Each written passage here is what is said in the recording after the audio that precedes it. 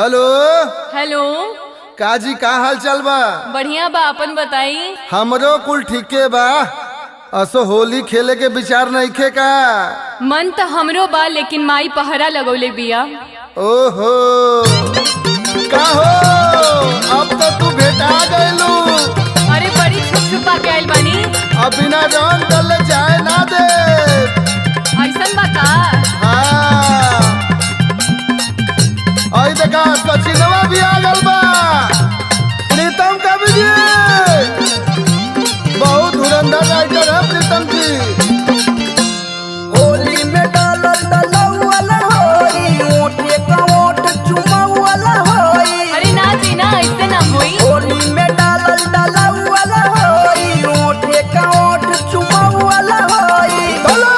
हमसे दूर काहे भागेलू ये प्यारी हो, पिचकारी टाना टान करता। हमसे दूर काहे भागेलू ये प्यारी हो, पिचकारी टाना टान करता। हजा डरेल मोर जियरवा हो, मारे लगे माई घरवा हो। अरे हम भैया ना है। डरेल मोर जियरवा हो, मारे लगे माई घरवा हो। अरे मैं जी तरंगवा लोहे डाली होई आराओ, लहंगवा लाले लाल ना होखे।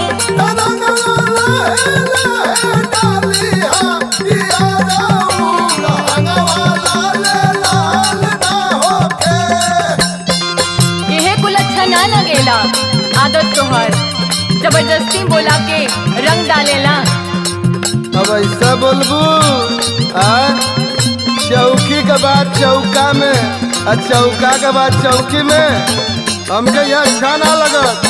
प्रेमिका ना हो तू हमार, हमके उसे डराई लगा हो। चाहे जैसे मन करी रंग लगाई। अच्छा नाराज मत होखा, लगा ला।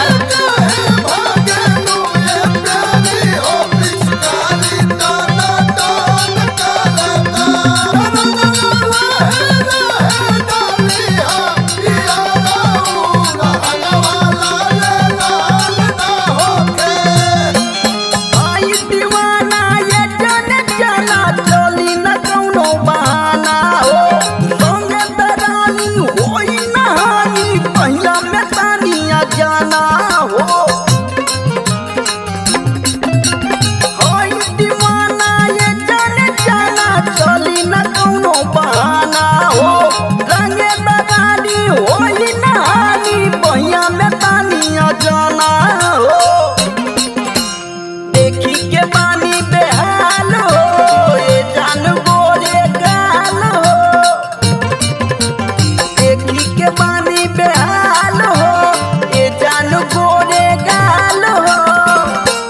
काहे पूछेलू ना हमारो लाचारी हो, पिचकारी टाना टान करता।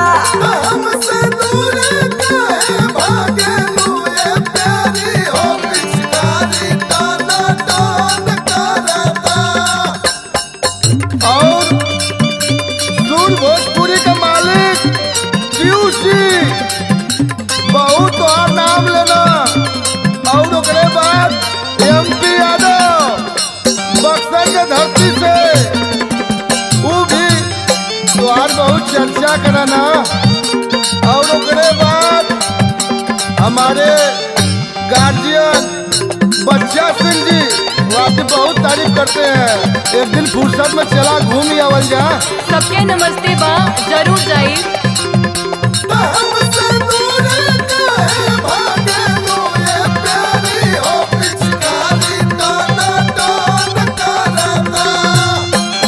अरे न माना ये हो दीवाना, अली लुका के बहरिया। अच्छा। चढ़ल बा जब से होलिया, माई रखेले हम पे नजरिया।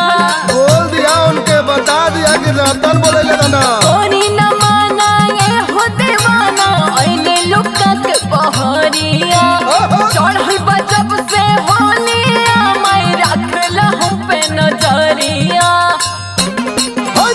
हमरो तो पटले मान हो, बा मजबूरी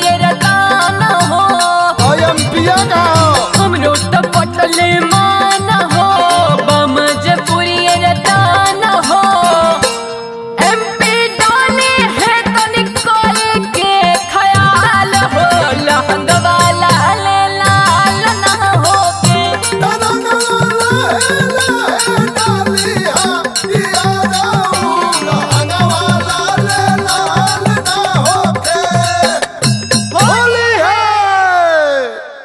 एकरे बाद आप लोग के जरूर सुने के मिली अनामिका दुबे और सचिन जायसवाल जी के आवाज में लेटेस्ट चैता।